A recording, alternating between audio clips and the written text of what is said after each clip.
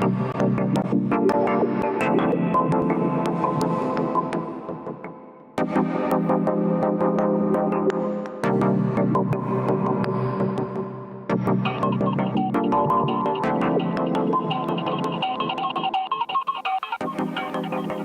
up, guys? Willie T here. Welcome to episode 3. When did anti-fascists become so fascist? As you can probably tell, it's been a while since the last time I filmed. This thick, luxurious, full beard probably gave it away. But a lot has happened since the last time we spoke.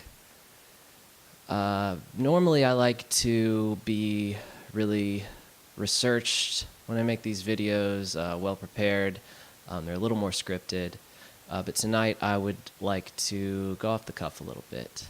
First, I'd like to talk about something that is a bit personal to me. I decided to make a post on Facebook this week. And as some of you know, I like to be a little bit provocative. So I made a post by a Muslim, female, lifelong liberal Trump voter. And I said, so I guess that probably makes her a bigot as well. But the article was about how the women's marches that took place the day after the inauguration of Trump were in fact tied to George Soros. She had done her research, and it was a very good article. I highly suggest you check it out. I'll put a link to that in the description below. But anyways, the point of this story is I made this post, and it got a few likes, a couple shares, but it got over 100 comments. And for me, that's a lot of comments, especially on Facebook. But the comments didn't stay civil for very long. I know it was a post maybe calling out the left, and that might have ruffled some feathers. I expected that. But there were a couple of people in particular that went on the offensive. One person in particular went on a tirade calling me, and I guess everyone associated with me, racist. He then decided to call my mother a racist right before he blocked me. Called us rednecks, saying your kind are the reason that you'll never win another election, something of that nature. I'll post it so I don't get it wrong. Now, that guy didn't really bother me. I've come to expect these sort of reactions from progressives and liberals. Like I said, I used to be one, and so I know them well. What really hurt me was the other person was someone who I considered to be a friend, a real friend, a dear friend. Without exposing her name, it's someone who I worked with in the past. I've gotten her work. She's gotten me work. I've supported her artwork. I've been to gallery openings of hers. Someone I really like, really respect, really admire. But she's, I suppose, had her worldview tainted by this progressive ideology that says if anyone disagrees with you, they're a racist bigot. And so she unfriended me. That stung a little more than I thought it would. I don't think I've ever been unfriended by someone I actually considered a friend before. And it hurts a little more than I thought it would. Now, what does this have to do with anti-fascists and fascists?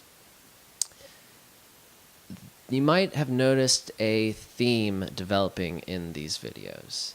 The theme being that the left has decided to start shutting down any forms of dissent to their ideology. We had a particularly intense instance of this go on this past weekend. The campus of UC Berkeley was hosting a speaker by the name of Milo. I'm not sure if all of you are familiar with Milo's work. I'm sure that depending on which news outlet you listen to, you've probably heard that he is a fascist, white supremacist, sexist, all of the above. Here's an excerpt from one of his more recent talks. Don't fight identity politics with identity politics. White pride, white nationalism, white supremacy isn't the way to go. The way to go is reminding them and yourselves that you should be aspiring to values and to ideas. You should be focusing on what unites people, not what drives them apart. And you shouldn't give a shit about skin color. You shouldn't give a shit about sexuality. You shouldn't give a shit about gender. And you should be deeply suspicious of the people who do. Thank you very much.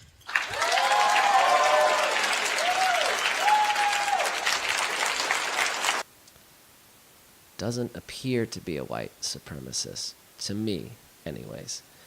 He also mentions quite frequently that he has a, let's call it a taste for black men.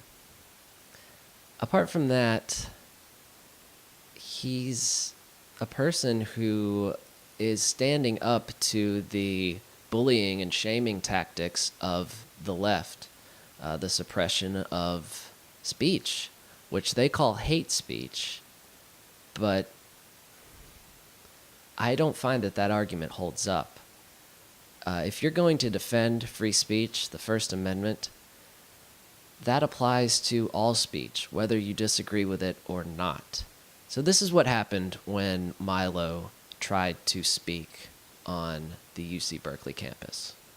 These are student protesters, some anarchists from what I can gather, and trying to breach the building right now.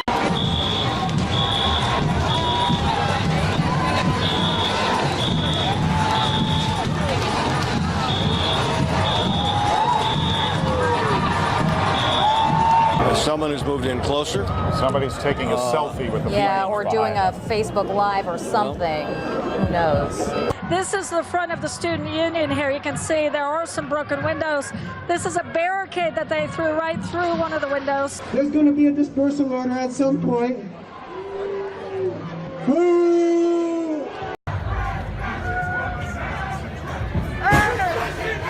When fascists come to town, what do we do?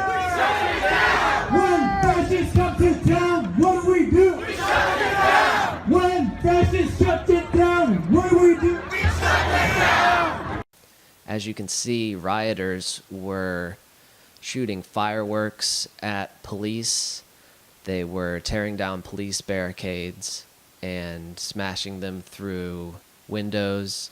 They were throwing rocks at campus buildings. One young woman was pepper sprayed in the face after giving an interview to a cameraman. I'm not sure where the interview was taking place from, but it was a real sucker shot, sucker punch. Not sure what you would call that. They got her when she was not ready for it. But as you can see, she was wearing red. As we continued the interview, Kiara Robles paid for it. Are you surprised, ma'am? I don't know. It's just protesters here right now. Who knows? Who knows? I think it's still up in the air. What did you want to hear? I'm not exactly certain what you mean by that necessarily. What did you want to hear when you attend that speech? What did you want to hear? I'm looking to just make a statement by being here, and I think the protesters are doing the same. And props to them for the ones who are doing it non-violently, but I think that's a very rare thing indeed. So. Are you surprised? Now, many of these protesters referred to themselves as Antifa, or Black Bloc members. Antifa short for anti-fascist. Now, surely, some of you see the irony in a group of people calling themselves anti-fascists shutting down a speech. This is purely anti-First Amendment. And the First Amendment is what makes our country the great country that it is. It's what gives us free speech, free religion, right to assembly, etc. It also, in fact, gives these protesters their right to do what they're doing. It does not, however, give them the right to turn violent. And it also doesn't give the right for people to shut down the free speech of others. That is not protected. Now, the question of this video: when did anti-fascists become so fascist? Now, I want to read to you the Merriam-Webster's definition of fascism, because I want to make sure I don't get it wrong. Definition of fascism: a political philosophy, movement, or regime that exalts nation and often race above the individual, and that stands for a centralized autocratic government headed by a dictatorial leader, severe economic and social regimentation, and forcible suppression of opposition. Let's go through this. So, a political philosophy, movement, or regime that exalts nation and often race above the individual. That's one. I think it's quite accurate to say that these Antifa protesters have exalted the idea of group identity politics above the rights of the individual. Whatever what they call protected class above the right of the individuals themselves. We've seen this time and time again. Now it goes on to say, exalts nation, often race above the individual, and that stands for a centralized autocratic government. Now, a lot of these people claim to be anarchists, but most of them are socialists or communists. A lot of them outright decrying capitalism and democracy as evil, when it in fact is what gives them their freedom to react in the way that they have. Stands for a centralized autocratic government headed by a dictatorial leader. I can't really give them that one because they don't appear to have a leader, although maybe there's one that I'm not aware of. Severe economic and social regimentation. They are absolutely for that. Redistribution of wealth.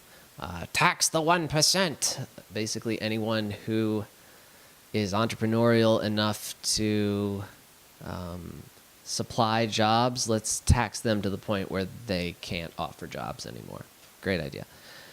And forcible suppression of opposition. That's the big one. These anti-fascists have done everything in their power to suppress opposition to their ideas, which you saw last weekend against Milo. Whether or not you agree with him is not the point. The point is, you have the right to free speech. He, while in this country, has the right to free speech, just like these protesters had the right to free speech. What they do not have is the right to suppress the free speech of others. And that is the entire point I would like to make.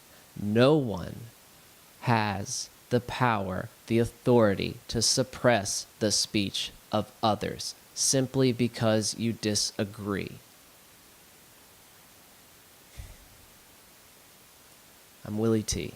Thanks for watching.